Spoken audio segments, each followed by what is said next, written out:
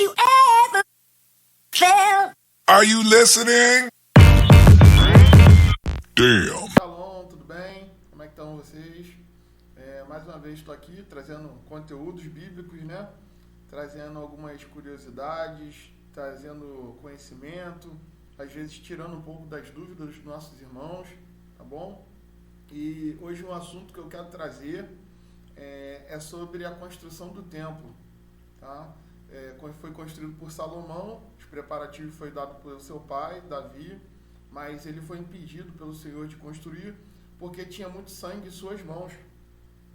E a gente vai ver lá em 1 Reis 6, 7, que, né, capítulo 6, versículo 7, diz que houve uma ordem do Senhor para que não fosse usado nenhum tipo de material feito de ferro. Por quê?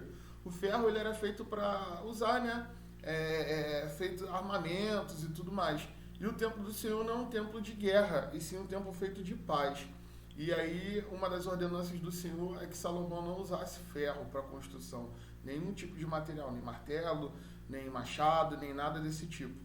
E aí, o Salomão ali, ele tem uma jogada onde ele usava madeira, e ele botava essa madeira nas frestas das rochas, tá? E ali ela molhava, ela expandia, e ali ela trincava a rocha e soltava blocos. Mas a gente encontra essa construção, esse material sendo retirado da Caverna dos Reis ou de Ezequias. Ela fica ali mais ou menos a 200 metros da porta do templo, que é a porta de Damasco. E ali tem várias histórias que acontecem. Hoje, os maçons, muitos dos templos que são construídos na maçonaria, tem a pedra fundamental ali, que é a pedra retirada dessa pedreira, e que foi construído o templo, né? Por isso que Salomão vê ali, e também tem, tá? Hoje, um dia específico, que é a reunião dos maçons nesse lugar, tá bom? Então, ali é muito místico, tem todo um ritual em volta daquele lugar e daquelas pedras que eram de boa qualidade. A gente também vem entender que foi uma jogada de Salomão. Em vez dos trabalhadores ficarem expostos ao tempo ali, trabalhando no sol e carregando por longas distâncias as pedras, ele já tinha ali um túnel de acesso que conectava diretamente ao templo. Ali é o lugar necessário para desembocar aquelas pedras e eles não ficavam expostos ao sol. Contudo, também não se ouviria barulho de metal, tá? E a história diz, muito da parte judaica, fala que Salomão, então, ele tinha que encontrar uma maneira de cortar essas pedras, sem usar o metal, como o Senhor tinha exigido.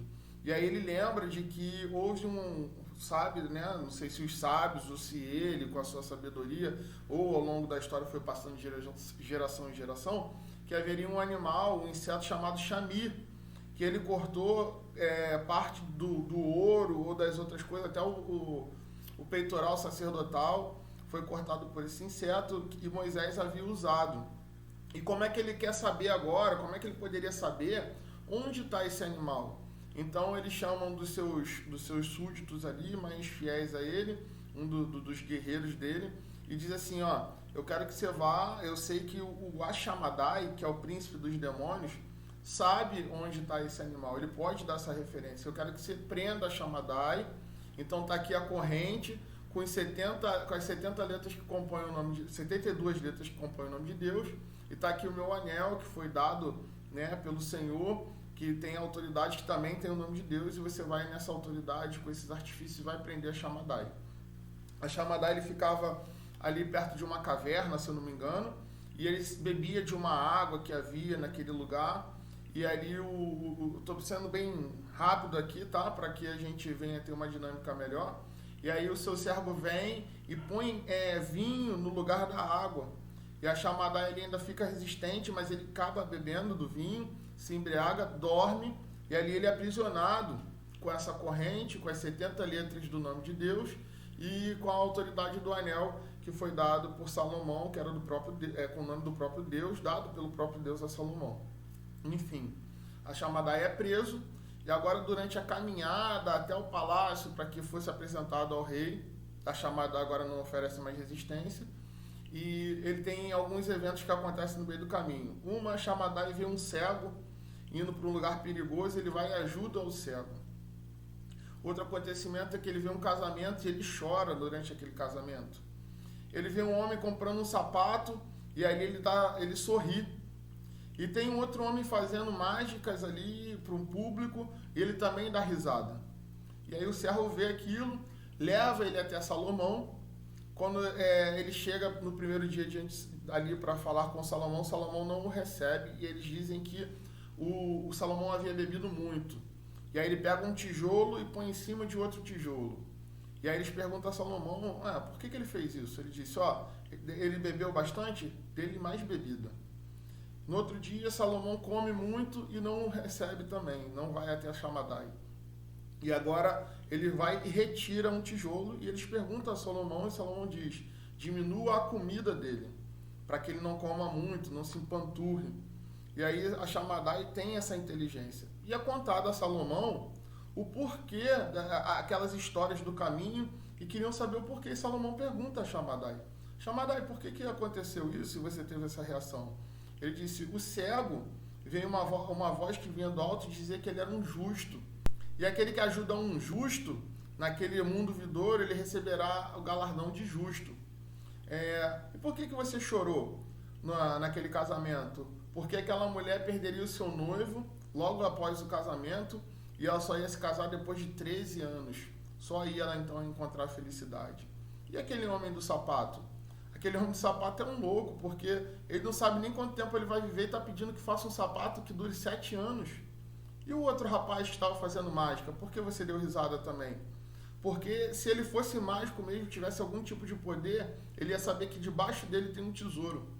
E aí ele não estaria ocupado com as coisas de cima e assim ia estar adquirindo aquele tesouro que estava embaixo.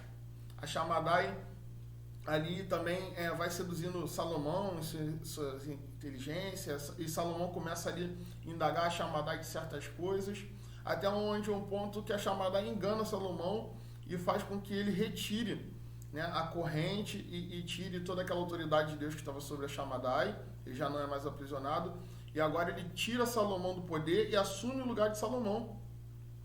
Aí dizem que é nessa época que Salomão começa a construir o templo, que ele começa a se envolver com outras mulheres, que Salomão meio que se perde e ali começa a fazer coisas que não agradavam mais ao Senhor, porque era Shamadai em seu lugar, né? E a Salomão fica vagando pela cidade, dizendo que ele já foi rei, batendo de porta em porta, até que as pessoas começam a entender, calma aí, a Shamadai, o Salomão que está lá no trono, agora quer se envolver com a própria mãe. Tá esquisito as atitudes de Salomão. E aí começam a levar em conta o que o suposto Salomão que estava ali rodeando, que já foi rei, estava falando, e talvez ele realmente fosse o verdadeiro rei e aquele que estava lá no posto era um impostor, né? Que ocupava o seu cargo era impostor. E aí ali chamam Salomão, fazem um outro anel, Salomão chega, tira a Shamadai do poder, a Shamadai é retirado, a Shamadai sai dali, né, expurgado. Então Salomão assume o poder novamente, tá? E agora Salomão ele tem tanto medo que em Cantares 3, a partir do 7 a 8, fala sobre que Salomão ali na sua liteira, se eu não me engano, o nome eu acho que é isso, que é uma cadeira onde é levado, né, com bastões, ele tinha 60 dos seus melhores homens preparados para a guerra a seu redor. Então a gente entende que Salomão estava com medo de que a Shamadai pudesse tomar o trono dele novamente, pudesse fazer algo contra ele. Amém? Outra coisa que eu queria falar sobre a Shamadai em outra cultura ele é chamado de Asmodeus. Na cultura judaica ele é chamado de Asmodeus. O que significa, né, Asmodeus? Ele era um rei que foi de Sodoma, e ali ele foi um rei tão mau, tão corrupto, que ele agora se tornou um demônio. Ele foi chamado a ser um demônio. Tamanha conduta ruim daquele homem. Ele estava agora condenado e tendo agora a sua identidade revertida em um demônio. Tá? Então, Shamadai é príncipe, rei dos demônios, né, na cultura judaica, e nas outras culturas ele é chamado desse jeito, de Asmodeus. Então, o que a gente vem a entender, né? com todo esse contexto aqui histórico, bíblico, literário, e que a gente venha a não se corromper. A gente começa a entender que quando a gente não zela pelas coisas de Deus, o inimigo ele acaba revertendo para seu benefício. A gente entende que agora as pedras que construíam o templo de Deus estão sendo construídas para ser construído outras coisas, outros tipos de templo. Onde havia agora um trabalho voltado ao Senhor, se desvirtuou completamente.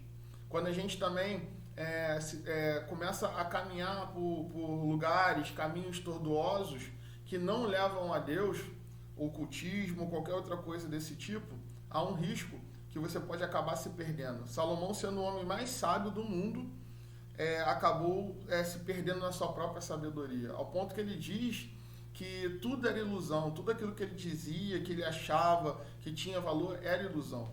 O que importa realmente, irmão, é você estar no caminho do Senhor, agradando o Deus vivo.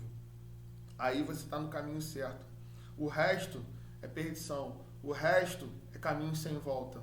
A gente pode ver o filho pródigo. O filho pródigo, ele estava com seu pai e agora ele fala assim, eu quero a minha parte da herança. O filho mais velho teria o dobro, né, do que era direito dele. Mesmo assim, ele não se importa, ele pega a sua parte. E a gente entende que um filho, para ter a herança do pai, o pai teria que estar morto. Então é como ele dissesse assim, pai, eu quero que você morra. Ele pega aquela herança do pai e gasta de tudo quanto é forma que ele queria. Porque o mundo sempre parecia ser mais sedutor do que a casa do pai, do que está nos atos da casa do pai. A Bíblia diz que vale mais um dia na casa do Senhor do que 1000 no mundo. E aí agora o filho vai lá, gasta tudo que o pai tinha para ele, e agora ele se encontra comendo as botas dos porcos. E aí ele pensa, na casa de meu pai até o escravo come melhor que isso. E agora eu vou voltar para a casa do meu pai, que pelo menos como escravo eu terei algum tipo de direito. O pecado, ele sempre vai te fazer de escravo. Satanás, ele tinha você como propriedade dele, escravo do pecado, escravo dele. Mas Jesus vem, o pai vem, o filho vem e te compra por uma dívida de sangue através de Adão, que foi adquirida através de Adão, e agora através do último Adão, que é Jesus, você é resgatado por esse sangue. Então foi pago com sangue. Está tetelestai, está consumado, a dívida está paga. E o Senhor agora te torna filho novamente. Você não é mais escravo. Tanto é que quando o filho volta, o pai falou o quê? Meu filho que estava morto agora vive. E agora faz uma festa, se põe um anel de autoridade, né? Se calça as sandálias, bota uma túnica e se faz uma festa. A Bíblia diz que quando um justo, né, um pecador se torna justo e se arrepende, a festa é no céu.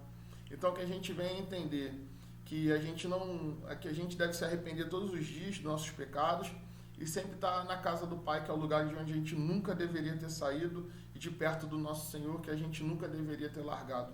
Amém? Que então essa dívida, essa graça maravilhosa que o Senhor nos deu, não fique em vão. Que esse sangue não tenha sido derramado em vão. Amém? E que a gente aprenda com Salomão e todas essas histórias de que o Senhor é o nosso governador, é o nosso rei. Ele sempre tem os caminhos e os pensamentos maiores e melhores para nós, e que a gente siga. Se os pensamentos e os caminhos dele são maiores, por que eu sigo os meus pensamentos e os meus caminhos? Aqui eu deixo essa dica para você, para que a gente não venha se perder e as coisas do reino não venham a ser desqualificadas ou largadas. Amém? Um beijo a todos, fique com Deus, até o próximo vídeo, glória a Deus. Have you ever felt? Are you listening?